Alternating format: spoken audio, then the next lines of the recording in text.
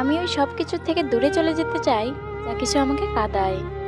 এমনটা ভাবা অনেক সহজ, কিন্তু বাস্তবে এমনটা হওয়া অনেক কঠিন। আমরা যেখানেই পালিয়ে যাই না কেন, ভাগ্য কখনো আমাদের পিছু ছাড়বে না। কাঁদায় কে? অন্যরা? একদমই না। নিজের আপনজনেরাই আমাদের বেশি কষ্ট দেয় আর কাঁদায়। যদি বলো জীবনে কষ্ট বেশি, তাহলে তুমি ভুল ভাবছো। সুখটাও আছে, কিন্তু তুমি উপলব্ধি করতে পারছো না। কিছু পাওয়ার জন্য হয়তো তুমি অনেক পরিশ্রম করছো। একটা সময় হয়তো মনে হচ্ছে তোমার দ্বারা আর এসব হবে না।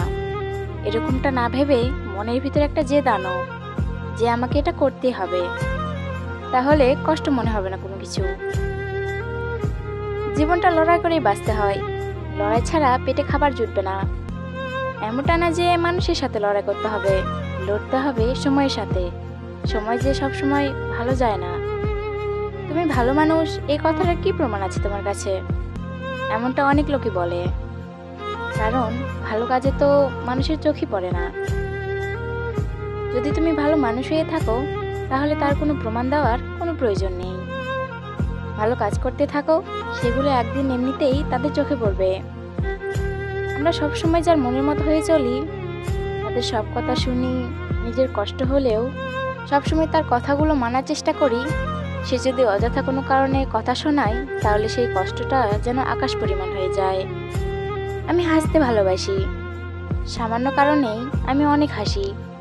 তাতে যদি কেউ আমাকে পাগল বলে, তাতে আমার কোনো সমস্যা নেই। যখন আনন্দের কোনো মুহূর্ত আসবে, সেটাকে ইচ্ছে মতো এনজয় করো, কারণ বলা যায় না এরকম আনন্দ হয়তো আর কোথাও পেলে না। তখন আফসোস করতে হবে তোমাকে।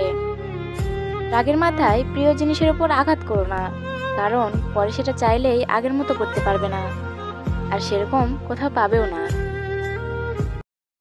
এরকম নতুন নতুন সুন্দর সুন্দর ভিডিও পেতে আমার চ্যানেলটি এক্ষুনি সাবস্ক্রাইব করে পাশে থাকা বেল বাটনটি ক্লিক করুন।